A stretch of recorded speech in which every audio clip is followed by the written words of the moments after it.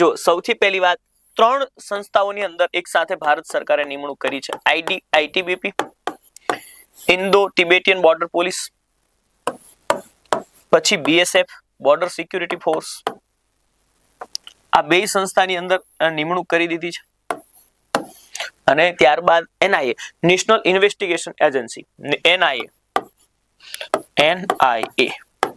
જો તમે જોવા જશો ને તો ઇન્ડો તિબેટ બોર્ડર પોલીસની હું જ્યારે વાત કરવા જાઉં તો આ સંસ્થાની સ્થાપના 1962 માં થઈ હતી.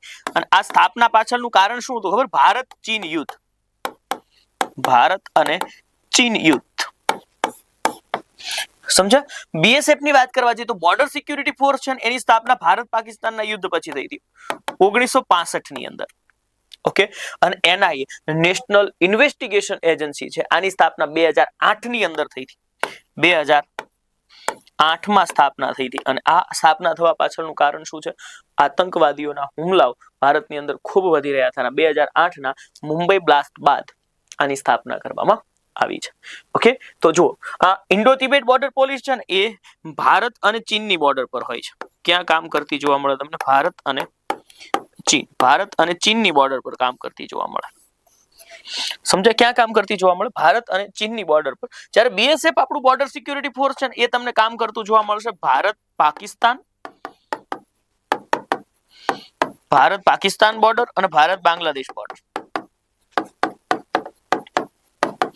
Bharat Pakistan border, Bharat Bangladesh border. અને નેશનલ ઇન્વેસ્ટિગેશન એજન્સી છે એ તો તમને બધાને ખબર જ છે કે એ ક્યાં કામ કરતી હોય. તો ભારતની અંદર કોઈ પણ જગ્યાએ આવું કાર્ય થતું હોય તો તેને અટકાવવા માટે નેશનલ ઇન્વેસ્ટિગેશન એજન્સી. આ ત્રણેયના અધ્યક્ષ ચેન્જ થયા છે. આ ત્રણેયના અધ્યક્ષ બદલાયા છે. એ ત્રણેયના અધ્યક્ષને તમારે યાદ રાખવાના છે. એનઆઈએ ની અંદર આવ્યા છે રાકેશ અગ્રવાલ. કોણ આવ્યા છે?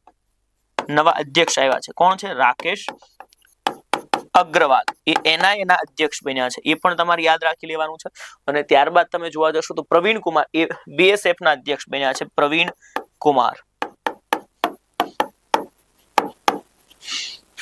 અગ્રવાલ, કુમાર અને એક સિંહ. આ ઇન્ડો તિબેટ બોર્ડર પોલીસની વાત કરવા જઈ રહ્યા છે આપણે. જ્યારે કોની વાત કરવા જઈ રહ્યા છે? ઇન્ડો તિબેટ બોર્ડર પોલીસની વાત છે. ચીન બોર્ડર પર હોય છે. તેના અધ્યક્ષ છે શત્રુજીતસિંહ. શત્રુઘ્ન નહીં, શત્રુજીતસિંહ કપૂર. શત્રુજીતસિંહ કપૂર. આ તમારે યાદ રાખવાનું છે. જો પૂરા નામની વાત કરવામાં આવે તો પૂરું નામ શું થાય?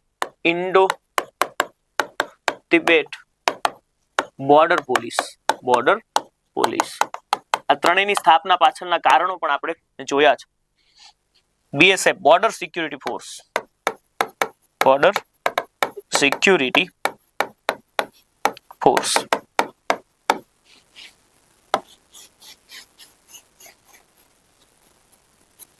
સમજી ગયા?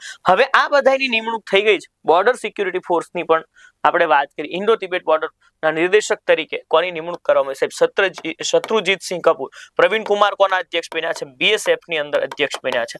અને રાકેશ અગ્રવાલની વાત કરવા જઈએ તો એનઆઈએ, નેશનલ ઇન્વેસ્ટિગેશન એજન્સી.